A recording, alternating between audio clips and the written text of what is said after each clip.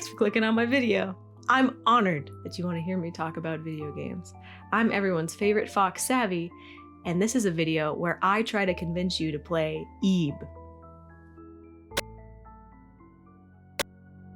Ib is a 2D art museum simulator made by one mysterious Japanese developer going by Cory.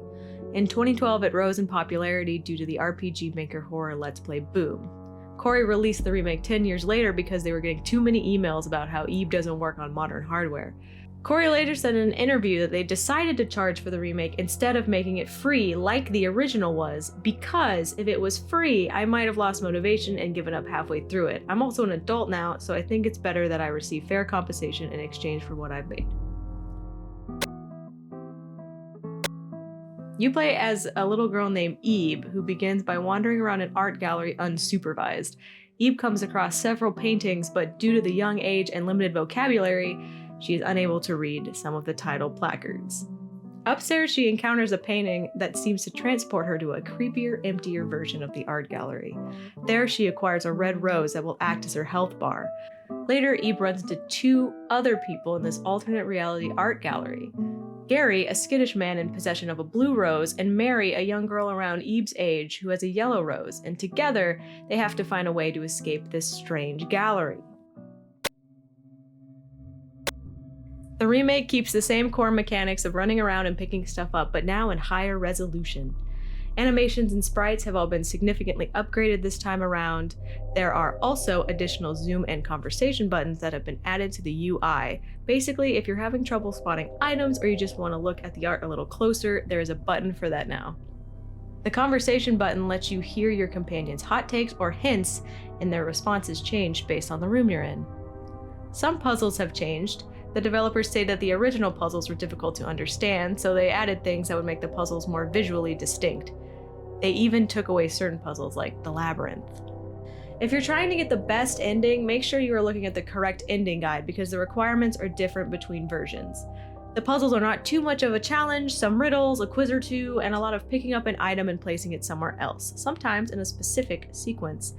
I think the most challenging puzzle was in the extra dungeon that can't usually be accessed during your first go-around. Once you play the game once through, you've unlocked the true Guertina exhibit, where you can gaze upon all of the art that you have successfully read the titles for throughout your journey. Since Ib can't read real good, she needs Gary the adult to translate the artwork titles for her. So every piece of art you look at while Gary is in your party will end up in the exhibit along with some of the NPCs you encounter.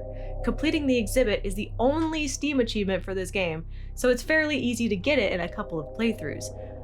The game takes about 3 to 4 hours per playthrough, but you can usually cut that time down by a lot if you already know the puzzles.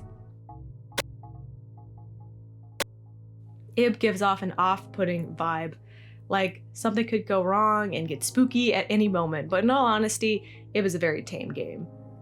As I played through it, I realized that this would be a very good horror game to introduce to a child or somebody who is adverse to horror games but still finds them interesting. It's not gory or full of jump scares, more of the psychological kind of horror, but that doesn't mean it can't get exciting. It has almost cinematic moments that kept me on the edge of my seat, like when some of the paintings came alive to chase you. Honestly, Ib herself is pretty spooky with her blank red-eyed stare and quiet demeanor. Ib is a very good game, probably one of the best RPG Maker horror games I've ever seen. I highly recommend this remake to anybody. Those who liked Ib before will find something new to appreciate, and those who have never played Ib have a real treat waiting for them. If I've piqued your interest, then I beg you, don't look anything else up about it and just go play it. Even though you clicked on this video and I really appreciate that. Don't look anything else up! You can get through the game in an afternoon, and as of making this video, it's on Steam, Switch, and a PlayStation port should be coming soon.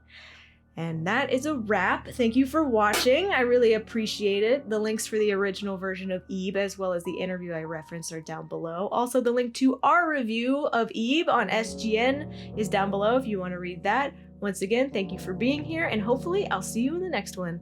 Bye-bye.